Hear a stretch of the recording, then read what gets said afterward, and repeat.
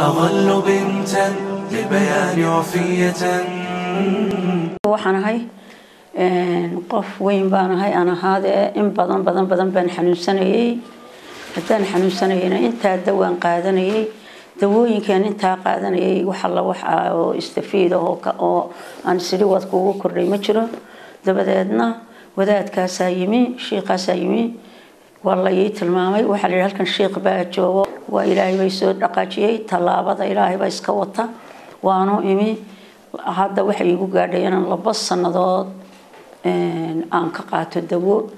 dhiikar baan lahaa macaan baan lahaa fiix baan lahaa alxamdulillah maxay kale waxaan lahaa gaasran lahaa alxamdulillah rabbil caalamiin imika aad iyo aad baan uga fiicnahay xanuunadii oo dhan aad baan uga wanaagsanahay marka insha Allah bismillaahi kariin ilaahay waxaan ka rajaynayaa iyagana ilaahay isagana inuu ilaahay uu maxay yahay aakhiriga adduunba uu ilaahay uu khayr siiyo oo ilaahay caafimaad siiyo oo maxay yahay ilaahay umadiisa uu batoorco uu wanaajiyo uu siiyado waa inta in ilaahay isagana jisaada ilaahay uu ka shaqaysanayo islaamka ka shaqaysanayo inuu isagana ilaahay subhanahu wa ta'ala ilaahay uu barakeeyo aakhirana ku wanaajiyo iftiinkana ku wanaajiyo ban ilaahay ka baryaya